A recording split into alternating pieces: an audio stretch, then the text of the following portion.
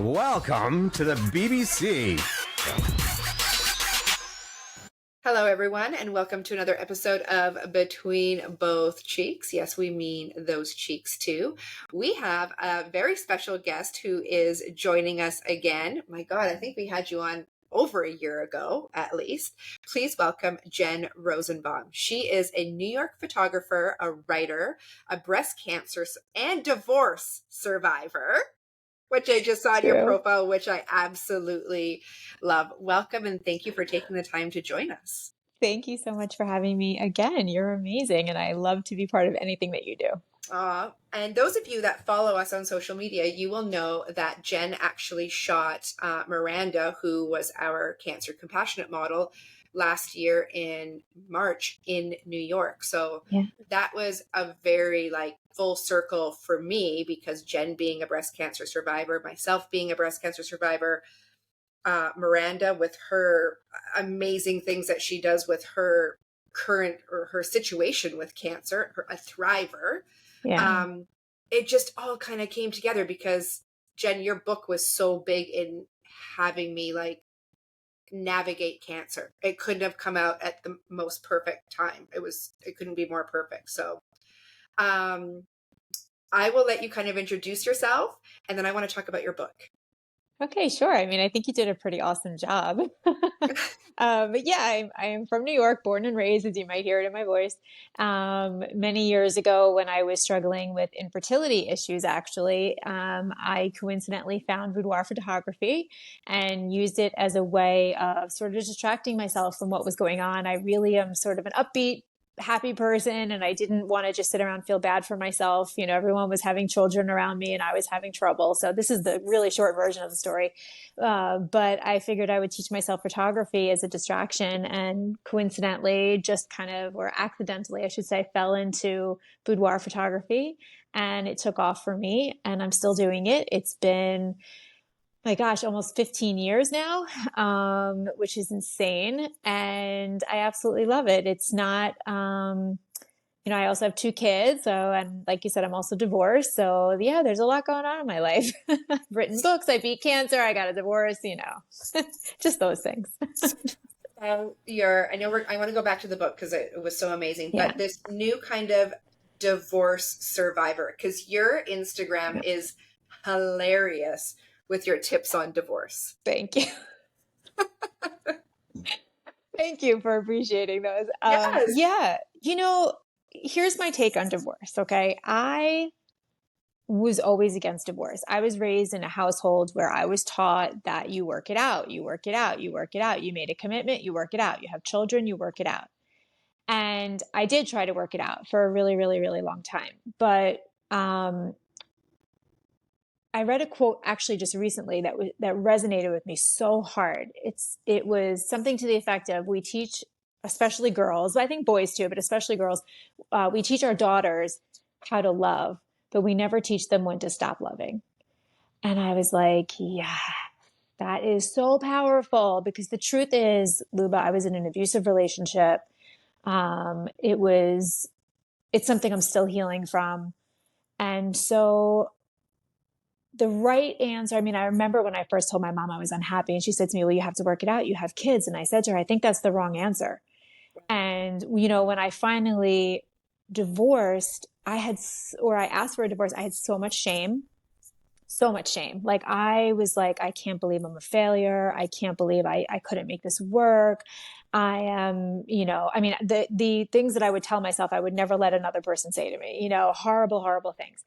But as time went on and I started putting my life back together, same thing as with cancer in a lot of ways, but once I started putting my life back together, and where I stand now is that divorce is the best thing I ever did.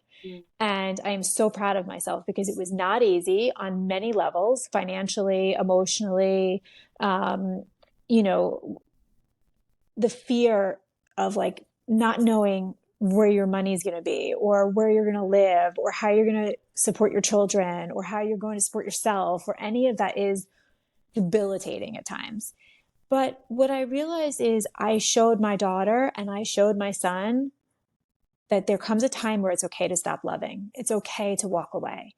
In fact, you probably should walk away. And I think in a lot of ways, my divorce was harder than cancer. Isn't that weird? It's wild because with cancer, you go to a doctor's office, you like make a plan, you go with the plan, right? With divorce, you go to your lawyer's office, you make a plan, and then the other side fights the plan all the way. It's like, wait a minute, this is how this is supposed to happen, and it's not happening this way, and I don't understand. And why do we have to fight over everything? Why can't we just like say, okay, this isn't working, let's go. Like, just let's both live and let live, you know? Mm. But it just doesn't work like that. And yeah, I mean, I talk a lot about like what I wish I knew about divorce before I got divorced, because I didn't really know anybody divorced. It was just such a shameful thing. But also, here's a crazy thing. When I filed for divorce, all of a sudden, like everybody in my neighborhood started whispering in my ear, like, I'm unhappy too, or I'm having an affair, or, you know, I wish I could get divorced. I remember once I was at a party and a friend toasted with me and she said, cheers to the woman who has the balls to do what none of us have the balls to do in this neighborhood, but wish we could. Right? I mean, yeah. So, yeah, I consider it a survival in a lot of ways, because now I not only believe in divorce, I don't want to say I'm an advocate for it because I'm not. I totally believe in marriage. I totally believe in love. But I I just remember standing in my hallway one day just saying, you know what, if my daughter was in this relationship, I would rip her out of it. I would rip her out of it. I need to show her that I can get out of it and that I can be strong enough and I can survive this. And we're all better now. I mean, yes, does it affect your children? 100%. You know, you don't want to put your kids through it. It sucks. It sucks for them. But my children are more patient, more calm, more loving. They feel safe with me. I built a new home for them. You know, they know that I'm always there to support them. I'm showing them that I will do everything I can for them. I'm not just saying it, I'm doing it. So in a lot of ways, the divorce has been a gift to me. But it's a really, really hard thing to survive and a really hard thing to heal from. And did you go through your divorce at the same time that you were going through cancer? I did not, thank God. But Yeah. well, I shouldn't say that. I shouldn't say that entirely because it wasn't during my cancer treatment. But I will tell you that it was during COVID, and it had nothing to do with COVID because everyone's always like, oh, COVID. It had nothing to do with COVID. What initiated the final straw was that he and I had an argument about 2 days after I had my new reconstruction surgery. So I had completely had to redo my reconstruction surgery. And we had an argument shortly after, and he wouldn't talk to me for days. And here I am, like, trying to heal from surgery, and he's not helping me. And he's not, you know, it was just wild, Luba. And I was like, what am I doing? And I asked him for a separation 9 days after my surgery. And that's how bad it was that I was like, I can do this myself. I'm better off doing this myself than I am with you. Wow. And Yeah. then what was he like through your diagnosis and your treatment? Yeah. So I want to be careful about what I say because I do still sometimes protect him because of my children. I know Got it. that they can see these things. Yeah. Let's just say he was distracted. Mm. He was there in some ways. Like, in other words, if I needed help with the kids, putting the kids on the bus and things like that, he was there for the most part. But when it required like an emotional support or when it required empathy, Mm. he's not capable, Right. unfortunately. Right. And I learned things later that I didn't know about, you know, things that were happening while I was undergoing treatment and whatnot. So, you know, it was really, it was unfortunate. There's a couple of incidences where he really wasn't there, where I flat out blank in the face said, I need you here at this time for this thing. I can't function. I just had chemo and I can't function. And he wouldn't show up. And that to me is like not okay. And No. honestly, you know, he, you know, look, when you go through divorce, there's often smear campaigns and things like that. And he often told people the reason that we got divorced was because I neglected him while I had cancer. That's a mind blowing. Yeah. So, I mean, that just kind of answers the question, I guess, you know, Yeah. which is actually funny because every day, I mean, you know me well enough to know every day I was like, how are you today? What do you need today? How can I fill your cup today? How can I support you in supporting me? This must be so hard for you. How can I, you know, so I did not actually abandon him while I had cancer, but you know, And It is. what was the motivation for the book? Because I like, Yeah. yes, it's so like cancer driven, obviously, but there was so many life lessons in there. Like Mhm. your book really gave me the opportunity to look at my life as an outsider looking in while I Yeah. was battling cancer and remove a lot of people from my life. Yeah, and I'll say, by the way, that I think going through cancer helped me go through my divorce as much as they're not related, but they're completely related because I knew, okay, I had made it through this. I can make it through anything. I know Mm, at some point there'll be an end to this. I don't know when it will be, but if I just put one foot in front of the other, it will eventually happen. And so I'm glad that you got that from the book. It's not just about cancer. But I think my motivation for writing the book was I've learned a lot of lessons through my life, through infertility, through photography. I mean, if I didn't have infertility issues, I would never have had my photography business. There's mhm. always something, if you choose to make it as such, there's always something on the other side of the pain. I'm always like, I always tell my children, run towards the pain, run towards the pain. That's where the change is, that's where the growth is. And it's hard. Most people run from the pain. And so the motivation of my book was basically like, I had no idea where I fit into the world after I had cancer. I was so confused. I mean, you know, everybody sort of had these expectations of me. Well, you were going to be what I call the super survivor, right? Now you're going to go run marathons. You're going to go write a book. You're going to go, raise money and start a charity. And I was like, can I just take a nap? Like Yeah. I'm exhausted. I don't need you to put pressure on me to do all this stuff. And honestly, Luba, about a month after I finished treatment, I had started tamoxifen and because I'm estrogen positive, and I called my doctor and I said, I'm going to kill myself. I am having suicidal thoughts. I had never had a suicidal thought in my life. I'm having suicidal thoughts. And I remember laying in bed thinking, my family would be so much better without this burden. If I just take care of this right now, they won't have to deal with breast cancer anymore. It'll be history for them. And I will give them the best gift that they don't have to worry about it anymore. And I thank God there was that little piece of my brain that was like, hello, you're not thinking normally, get on the phone. And I called my doctor. She immediately took me off tamoxifen, which helped. But there was a depression, there was an absence, there was a kind of like you're dropped off and back into your life, but it's not your life anymore. It's like I say in the book, it's like a tornado. You can go back to your house after a tornado, but your bathtub is over here and your kitchen sink is over here. It's the same house, but it didn't look like what it looked like before. Yeah. You can't live in it anymore. Yeah. So, I didn't find anything on social media or out in the world at that point about what life after cancer would look like. Because everybody says, "Oh, you should be happy. You're alive. You're Yeah. alive. You're alive." And I was like, "There's a difference between being alive and feeling alive." And I wasn't feeling alive. Hmm. Hmm. I think from the last podcast that we had, or maybe it was just a conversation that you and I had, I remember that I had reached out saying I felt really guilty getting Botox again because I was like, oh my God, like really, like you want to be vain and go like put poison in your face to look better when you just went through chemo and radiation and did anything possible to live? Like, how dare I waste the doctor's time, even though it's a skin clinic? But I was like, how dare I waste the doctor's time, and how dare I be so vain about, like, there's this weird guilt that comes with cancer and Yes. cancer after that people don't talk about. Yes. Well, especially around like surgeries, like if you want another reconstruction surgery, I remember everyone was like, you look fine. What's the problem? You're doing it again? Again? I'm like, yeah, okay, I look decent with clothes on. You don't know what it looks like underneath. You don't know how much it affects my mental health. You don't know how every single time I open the closet door, I think about cancer because I have to find the right outfit that covers my chest or supports my breasts or, whatever it might be. I mean, I just spent the weekend in Florida and I can't wear a bathing suit without an extreme amount of pain. I spent the whole weekend in pain. It takes joy out of my vacations or, certain events. It should be just fun. And I have to think about like, is my bathing suit going to fall down? Am I not going to know? Am I not, so yeah. And I have a little secret to tell you. I don't know if I told you this, but, and this is not something I really made public, but I got a nose job last year.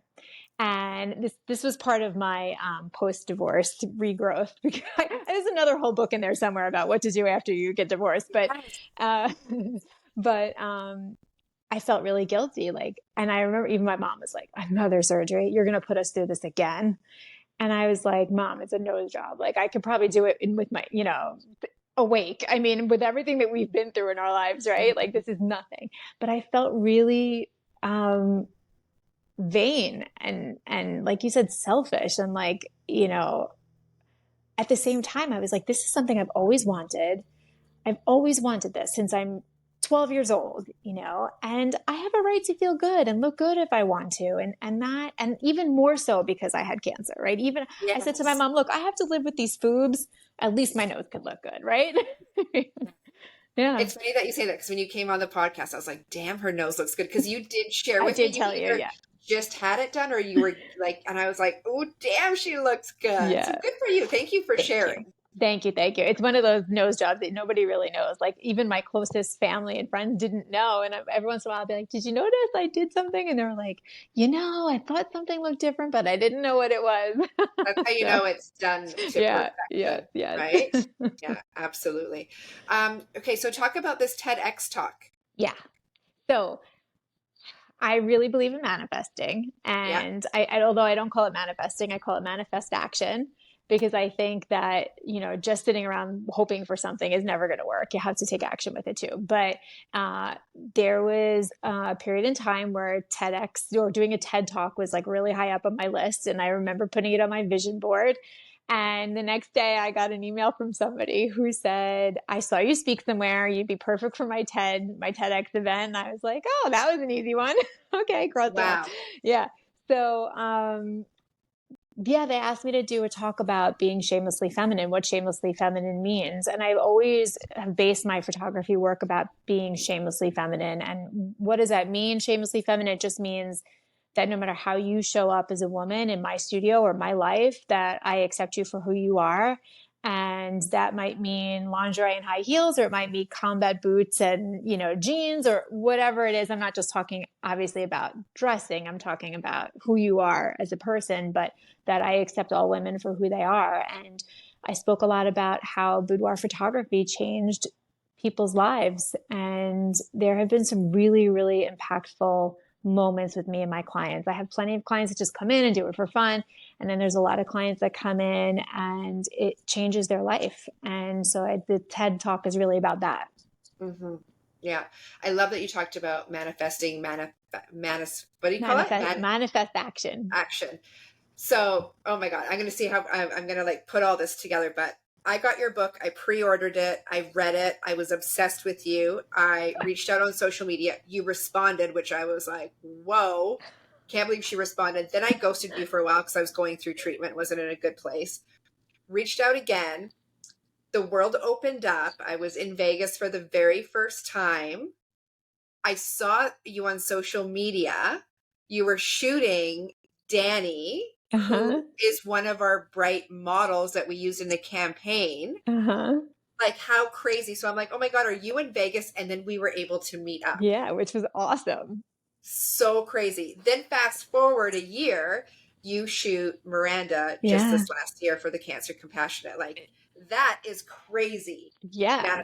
Action. Yeah, it was awesome. And it was like when I met you, it was like I knew you. Yeah, we hit it off right away. Totally. Right away. Yeah. I was on the strip. I had just come out of a show. I'm like, do you want to meet for a drink? You're like, I am exhausted, but okay. Yeah, well, I wasn't going to say no. I mean, which is funny because I always say no because I'm like the most antisocial person ever. Like how crazy though, how everything is so connected from the opposite sides of it's funny because I am like so out there on social media and I do a lot of public speaking and all of that. So people think that I'm like super outgoing and extroverted, and it's the total opposite. I'm a complete introvert, and actually meeting somebody I don't know in person is like my worst nightmare ever. So I normally probably would have been like, oh, I'm busy, I'm tired, whatever. Yeah. But I don't know what it was. It was just something that I was like, yeah, I do want to meet you. I do want to, this feels right. It was crazy because I was sitting in my car texting you and I was like, she's going to think I'm a psycho fangirl. No. And be like, no, like, peace out. I'm not even telling you where I'm staying. You're crazy. No. Look at where we are now. I know. How crazy. How crazy. And I was channeling you the other day. We did a Bryght boot camp certified training class in Dallas. And because I'm also very big in manifesting and planning and making sure you write everything down, because I always say it's just an idea unless it's written down and then Yeah. it becomes a goal.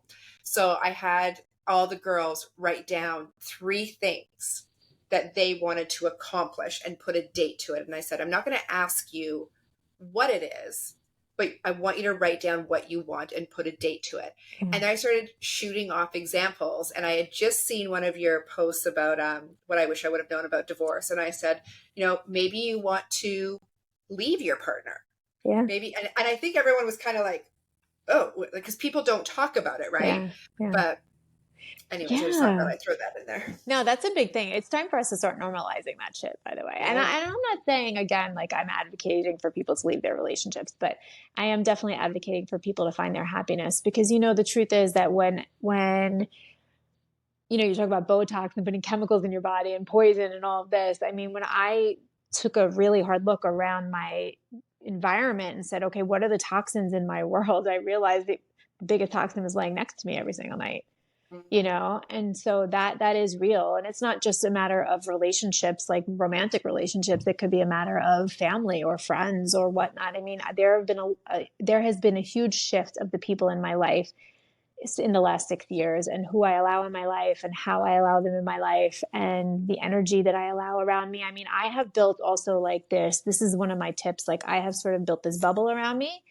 I have this visualization of literally a bubble around me. So I know when I go to certain places, I'm protected emotionally. When I got out of my divorce, I was very fragile. My nervous system was very fragile.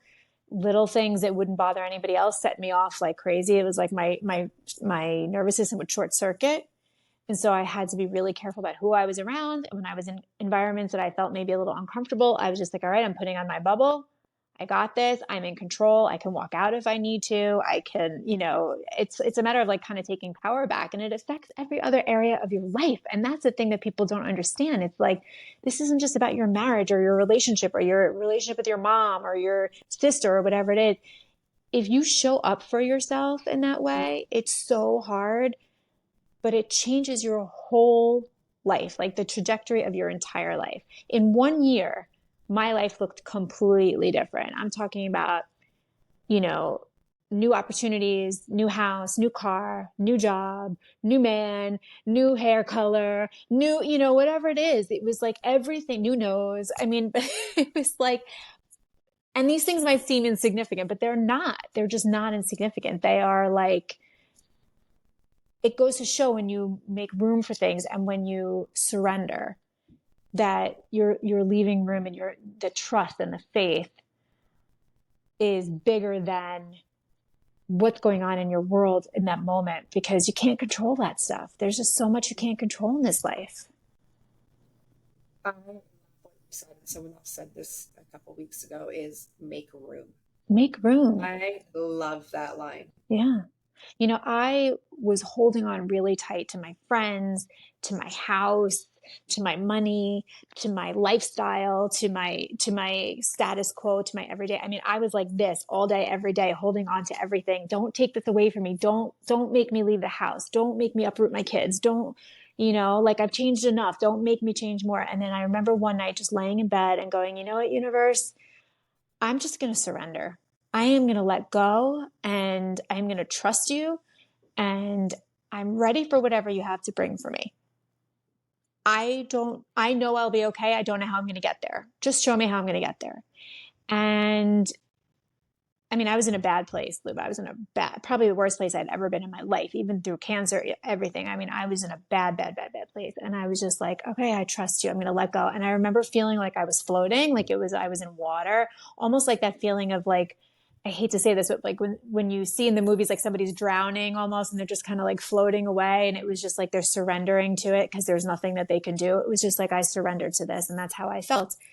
And then about a week later, I saw the house that I'm living in now, and I just knew it was for me. And I remember I was negotiating with them and they wanted me to go up in price. And I said, I'm not going up in price. This place is mine. This is the price I'm buying it for.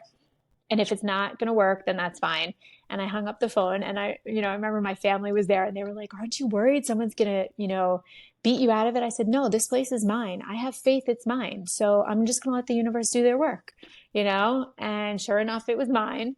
And once that happened, once I made that huge change and I sold my house and I let go of all the old stuff, all this new stuff started flowing into my life. The energy shifted completely. Yeah. Yeah. Then thank God. I was like, dear God, how much can one person handle? I mean, God, I don't want to ask, but I'm just saying, how much can a person handle? Like, I need a break here, please. And, yeah. And so when the universe showed up, I said, okay, well, there's other things for me too. And I'm just going to keep moving. Yeah. It's all related. It's the same thing with cancer. At some point you have to sort of let go. Like, I think that now that I'm in my 6th year, working on my 7th year, I've let go a lot. I don't think about it as much. I don't worry about my boobs as much or what I look like, or, I don't worry about getting Botox or, eating the brownie or whatever it might be, because my whole thing is like, I just want to live my life. I just want to seek joy. I want to seek peace. And sometimes we need to just surrender to do that. We can't control every moment of our lives, and it's exhausting and honestly toxic to try to do so. Amen. Yeah, absolutely. Becca, I know I've been hogging Jen. Do you have any questions?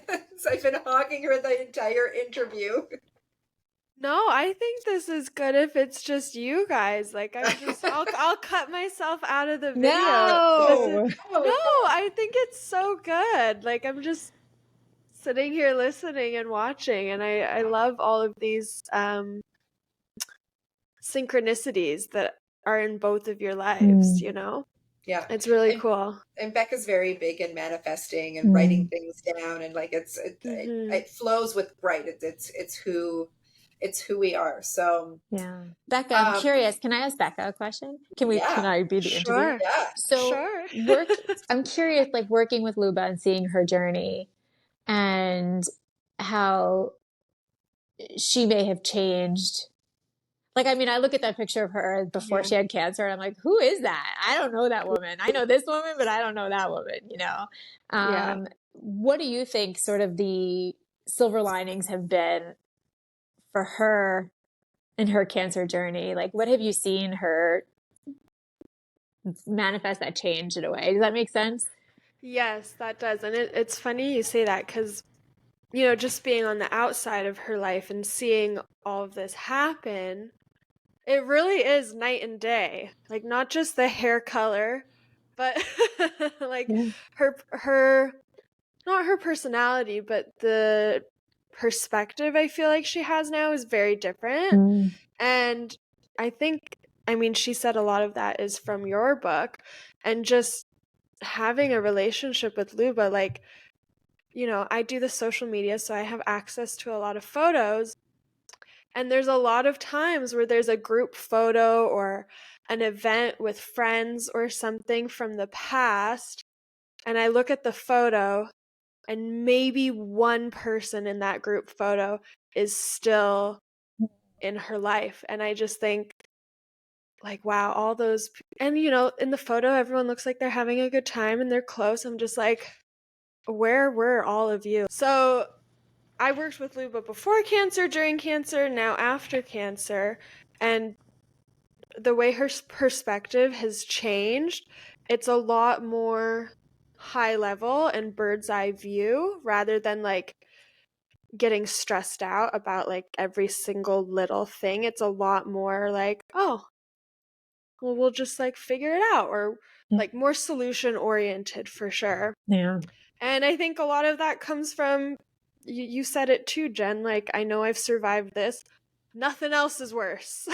I think it's very similar. Like, you can take what comes with you. I would say the perspective for sure. And it comes up a lot, like even in meetings or personal stories that we share. It's just like, that doesn't matter at the end of the day, because now I was slapped in the face with what is important in life. Yeah, it's like So details. it's been night and day. Yeah. Yeah. Yeah, I often say I'm a completely different person. Yeah. Completely different person. Yeah. Yeah. So, the constant fight, like I always felt like I was in fight mode with everything, everything. And I'm a huge believer in, whatever it is, if you believe in God, the universe, whatever that is, like I truly feel when your angels or the universe is telling you and pushing you in a certain direction and you continue to fight that, your angels are like, all right, bitch, sit down. We're going to give you something to fucking think about now. Yeah. And you're not going to be able to do anything except fight for you and take care of you. That's right. Like it was a huge slap in the face. And listen, things are not easy at Bryght. We always have something that's going on. The problems haven't gone away. No. But the way that you navigate them, and now the people that I've surrounded myself personally and professionally to navigate those problems with me, and letting go of the small stuff and being solution based and like, is this really going to be an issue 3 months from now? Like, are we even going to talk about this 3 months from now? Right.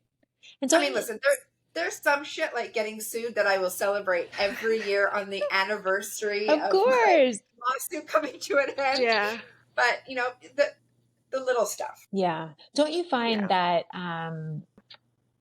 you feel it a lot more in your body too? Like that is one of the things I did not expect, but the gut feeling or the feeling that something is off or that something is so right has amplified times like 1,000. Like I cannot ignore it anymore. If something is not right, it's not right.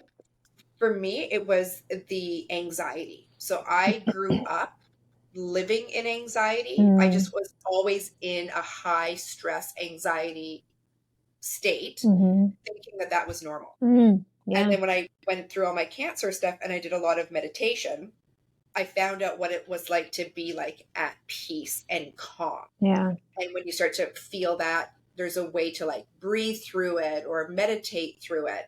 And I was doing really well for a long time. And then what happened was when I went to go sell my business in Vegas, there was a whole bunch of shit that was going on with the team. And I was driving back home and I was in that state again. Yeah. I was just like super tight and like grasping like the steering wheel to the point like I was going to draw blood from it.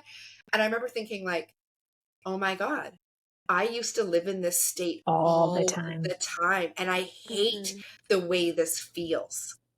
No wonder. And no wonder we got sick. Do you know what I mean? Because I also lived that way all the time. Yeah. And it wasn't until I separated myself from my relationship that I was like, whoa, this is how it's supposed to be? I'm confused. Like, how did I not see that? How did I not know? Because you get so desensitized. You just think that's the only way. Totally. Yeah. It's wild. All right. I mean, we could sit here and talk forever. We just have to have you back on again. But I want to know when the next TED Talk X is, because we're going to manifest action this. Yes, we got to put that out there. When is your next book and what is it going to be about? Well, it sounds like I have a trilogy in me. What the fuck just happened? Well, we didn't name the first book. What the fuck just happened? A Survivor's Guide to Life After Breast Cancer. You can get it on Amazon or wherever you buy books and stuff like that. But I don't know. The next one might have to be What the Fuck Just Happened? A Survivor's Guide to Life After Divorce. Absolutely. I totally think so. And then you need to go on a TEDx speaking tour about that. Yeah. It's funny because I have often asked for that and put that out. Like, I would love to talk about divorce in a inspiring, funny, positive way, because truthfully, like I said before, I didn't believe in divorce. And I think that marriage is something that I was indoctrinated just to believe like, this is it. This is what it is. This is what you do. And I think a lot of other people feel the same way. And again, I'm not against marriage, and maybe I'll get married one day again. I don't know. But it's time for us to start seeing it a little bit differently. It's time for us to start learning when to walk away, when not to love anymore, when not to give up all of us, so that we're like, I mean, I say all the time, I didn't leave my marriage with a broken heart. I left it with a broken brain and an empty soul. You know, at what point do we stop giving ourselves before we're completely empty? Yeah. You know, so yeah, maybe one day I will talk about that. Maybe one day I will write a book about it. We'll see. You will. I think You so, will. yeah. Yeah. It's You gonna. should. Just think, all the people you've affected and impacted with your breast cancer book, the statistics are even higher for divorce. Right. Right. Well, I always say what the divorce rate's like 50%, and the other 50% are just miserable, but living together anyway. God, You know, maybe not the whole 50%, but I think that the number's pretty high up there. So if the divorce rate's 50%, you have to assume that there's a lot more people that are unhappy than that. I mean, that says something, you know, that's scary. Yeah, What it's are we doing? sad. What are we doing wrong?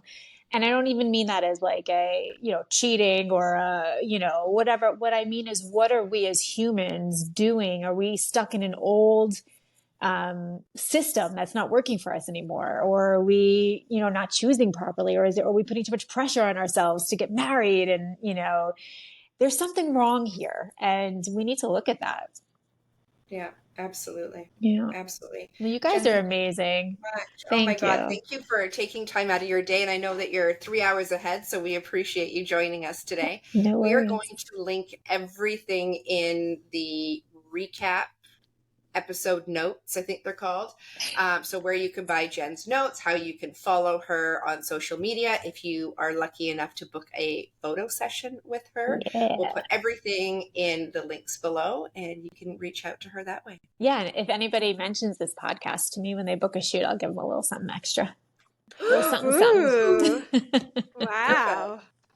Thank you Perfect. again, you guys. You're awesome. I love you both. I love watching you, following you, supporting you, cheering you on. You're amazing. Thank you. Thank you. Thank you. Don't leave. Okay.